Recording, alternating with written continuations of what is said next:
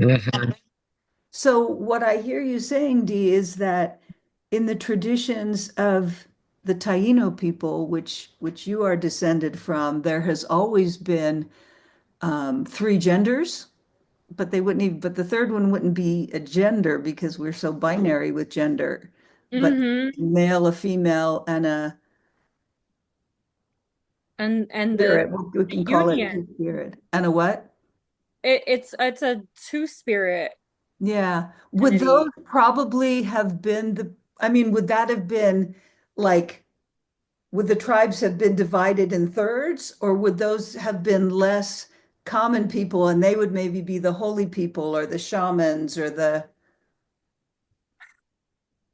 We don't have any evidence from, I mean, also we have to like remember who was writing about our people were like these priests, these phrase, old white and dudes?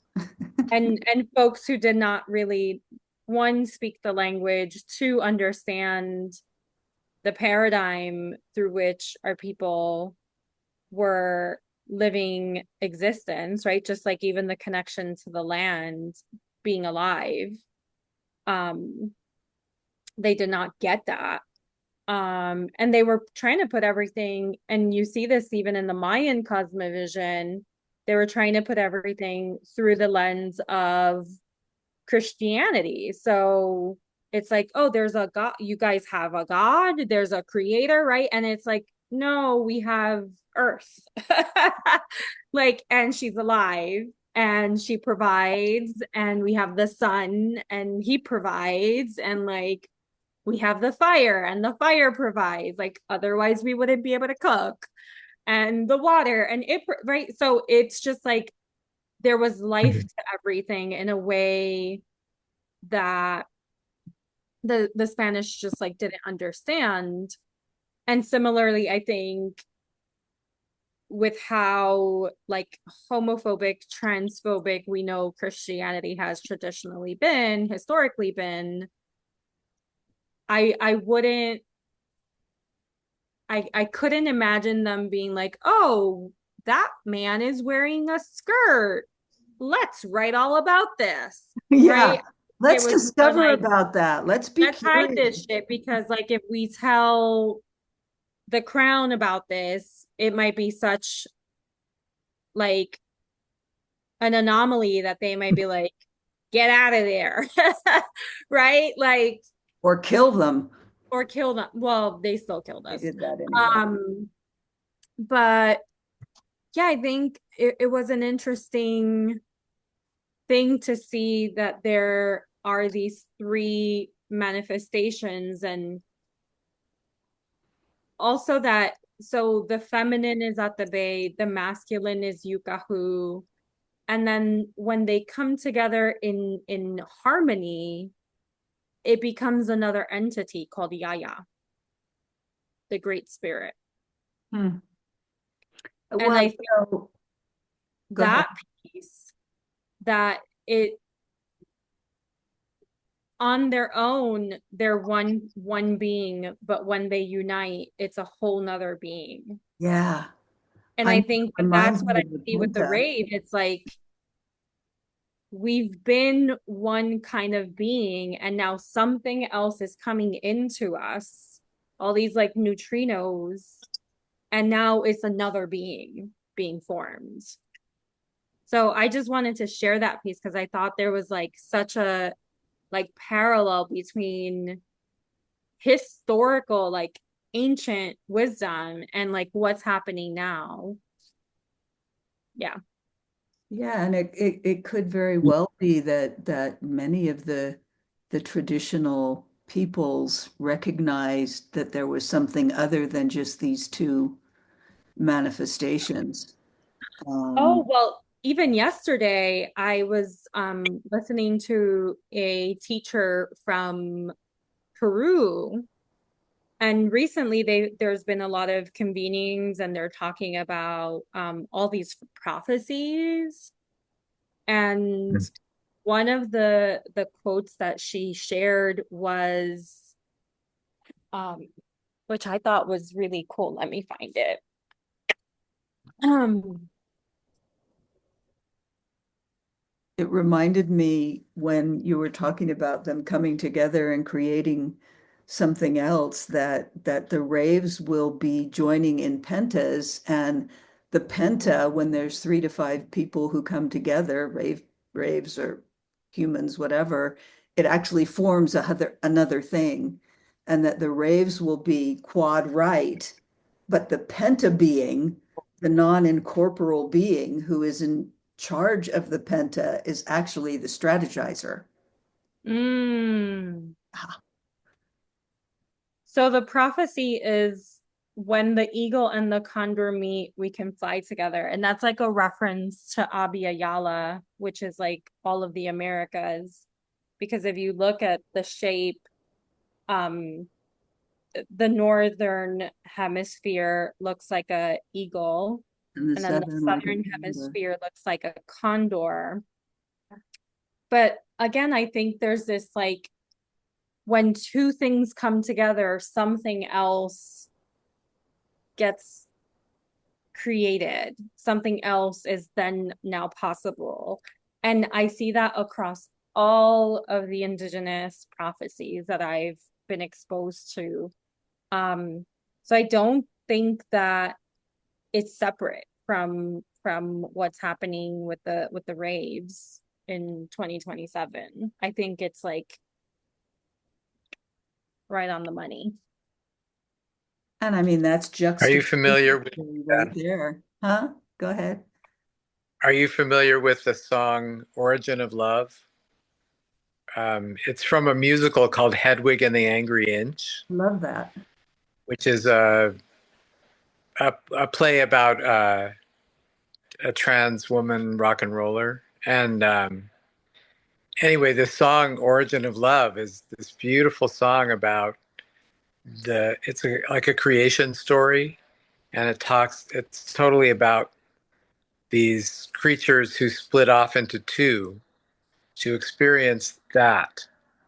And then at some point they come back together Huh. Oh wow. for the completion. And it's a wonderful story. It's like a rock and roll song, but you should look it up. Origin of Love. And yeah, I identify as two spirit in the community that I've been a part of a long time. The Radical Fairies kind of were introduced to that by some of the native elders that came into the Radical Fairies from their tribes Hmm. because they were kind of, you know, moved out of their tribes and moved into this queer tribe that was founded in like the 1960s, late 1960s. And so a lot of us incorporated that word, that the two spirit, identifying with that, never having, for me, never growing up with an identification of being male, um, always feeling the feminine pull in my own experience, Mhm. both and, and anyway, so yeah, I guess you were talking about the raves and how the binary seems to be less. It's Well, so interesting because yeah.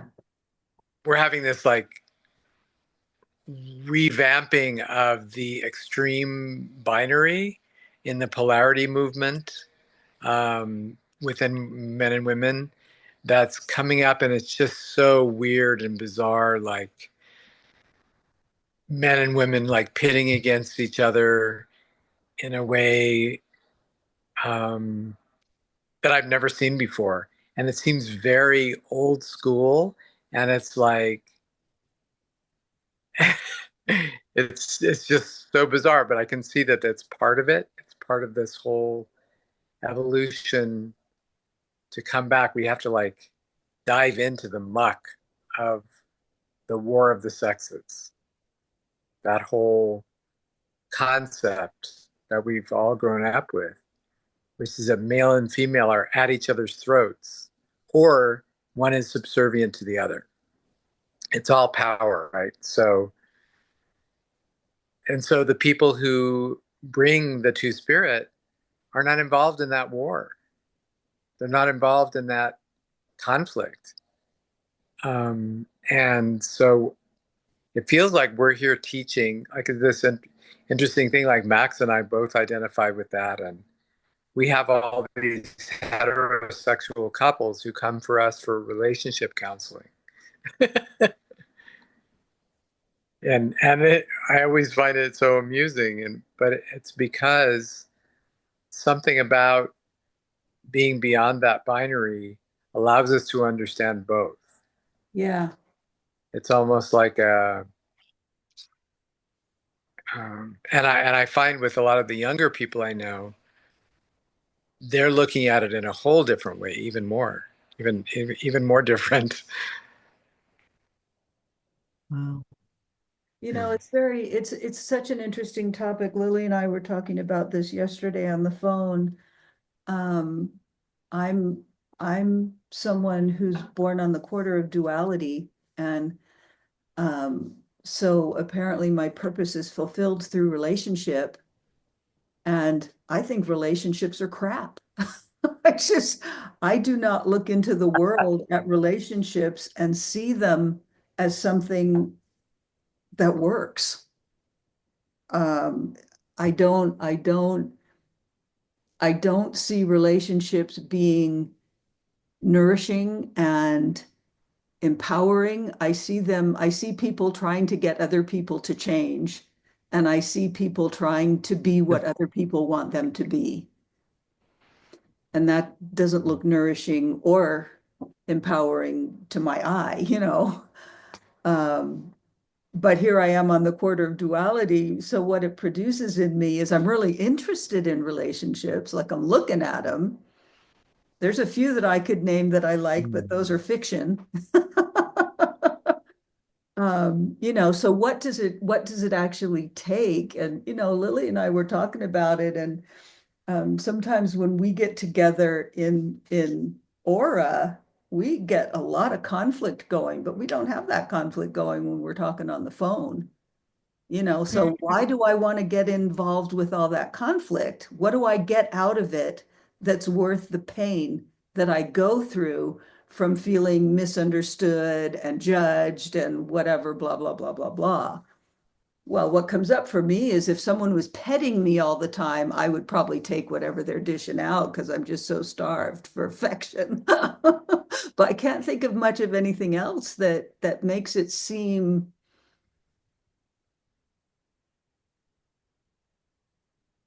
compelling for me to go toward. Yeah. I also recognize that I'm motivation number one and a separatist. So I'm not motivated by, you know, joining. I'm a single definition, so I don't have some split that's looking to connect itself up. And I'm a base one, which has nothing Mm. to do with cooperation. So there's a Do you, lot of factors there. so do you think, because I'm so, and again, I don't know if this is like worth recording or not, but because I'm quarter of initiation, right? And one of the things, so my sister's in college, and we all know I help her out with papers. And she's currently taking a marketing class. And what I found interesting with the last paper I worked on was that we had to look at each generation. So baby boomers, Generation X, Generation Y, which is millennials, Generation Z, and then Generation Alpha. And what I found really interesting is that like values have shifted, but also like the the way we consume, like each generation has shifted. And Generation Alpha is now like we're talking about 5 fucking year olds. I just want to make it clear we're talking about 5 year olds having 86% of power for buying in their households. What? They influence 86% of purchases that their parents are making, and they demand things on the fucking daily. Really? Thank God. So I just like, from a human design perspective, I'm just like, are these little fuckers all in order of initiation? Because they're all in their heads. They're all on the, like, they spend 5 to 7, sometimes even 9 hours with technology every day. In comparison to generation, even like my generation, millennials, will spend at most 4 hours engaging with technology, like if we had a choice. Like that's the average. I So don't it's like, Go ahead. I'm just thinking like they're so in the non-physical. They're so in the non-physical. And Well, I'm just like, these 5-year-olds, these are the raves. Like this is it. Like they are here. Um, and I've been sitting with that thought, and I wanted to share it with you when we were talking on the phone. And I'm just like, how the fuck do 5-year-olds influence 86% of the purchases being made in the home? And how are parents like entertaining that your kid is like demanding shit on the daily? right. That just does not seem like what I would have You done. guys are saying that, well, you're saying, I think you're saying that Max is a 5-year-old.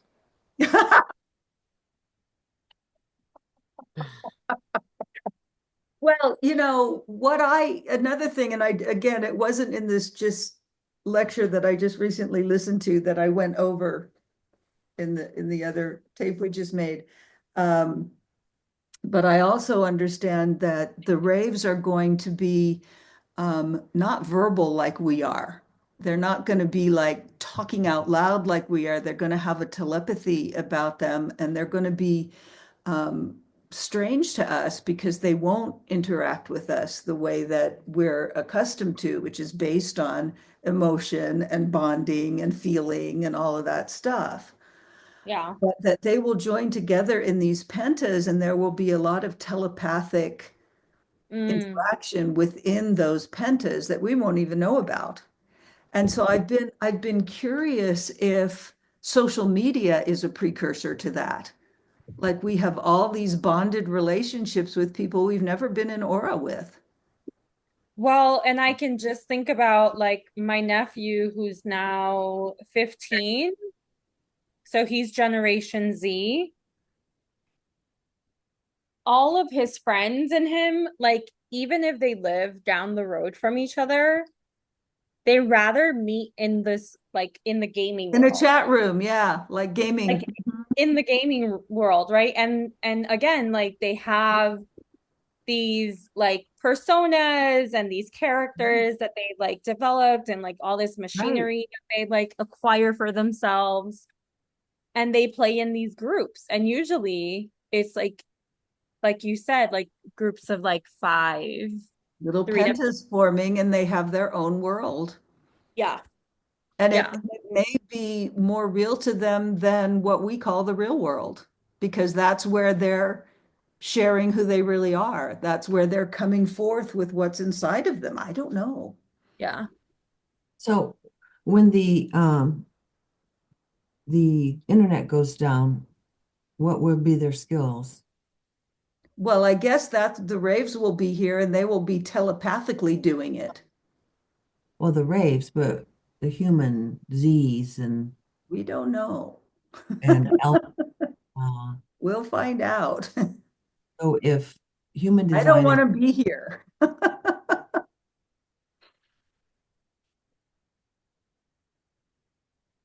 so is,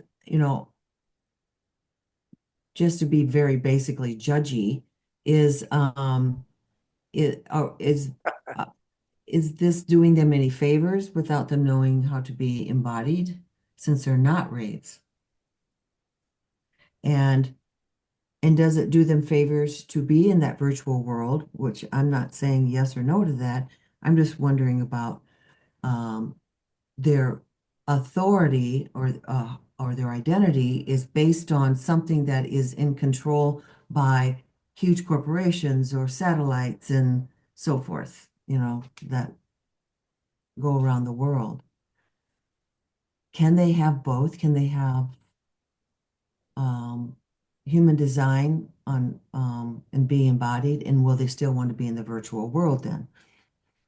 And those are just questions that come up because 15-year-olds, they are the ones that will be having the rave children at this point in time.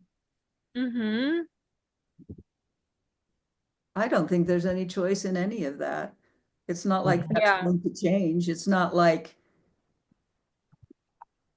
anyone could do anything about it. If you proclaim that it wasn't good for them, that's still not going to change it. It doesn't matter.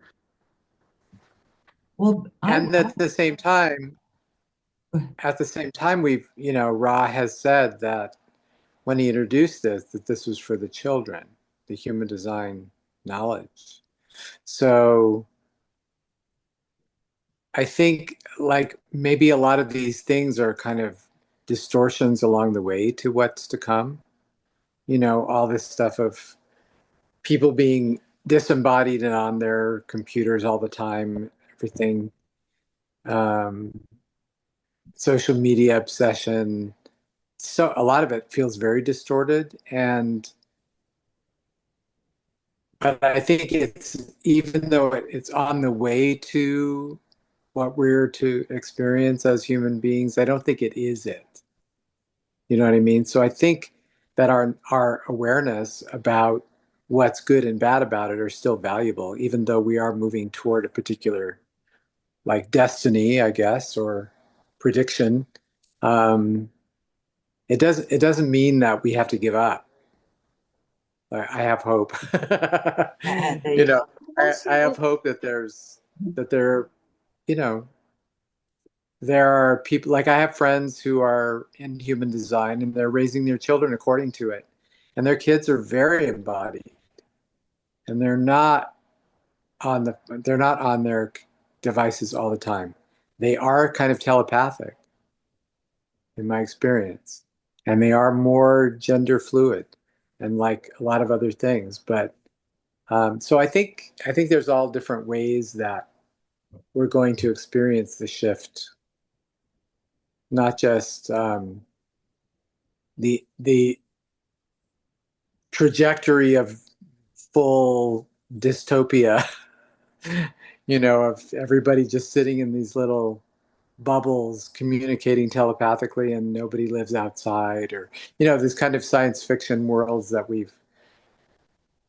at least I have been watching my whole life. Yeah. I also think that at least for me, I don't think someone who is on technology for 9 hours a day is not in their body. I'm in technology. If I'm not outside walking, I'm on technology. I'm watching something, I'm looking at something, I'm writing something, whatever it is. And I'm very in my body. So those two are not separate to me. I I don't, that has nothing to do with it.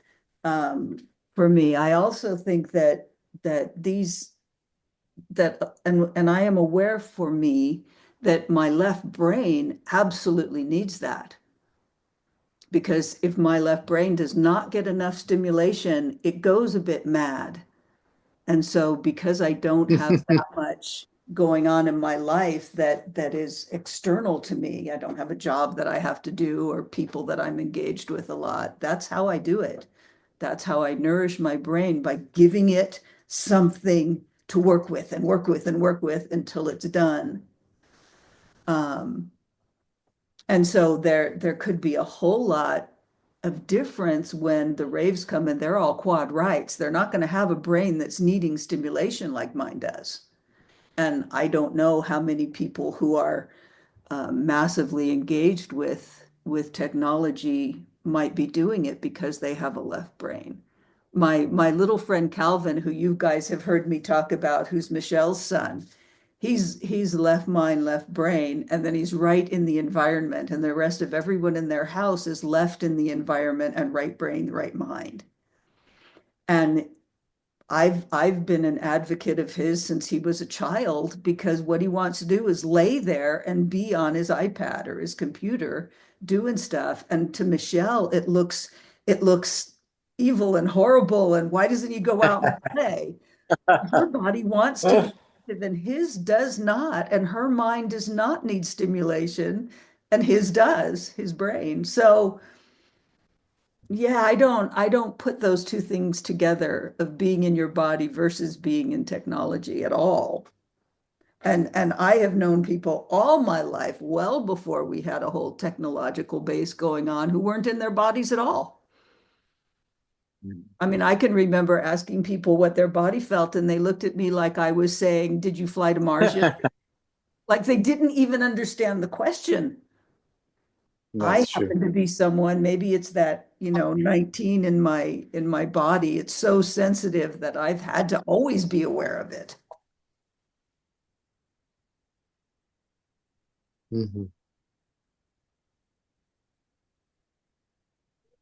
Okay, I'm going to stop this one again.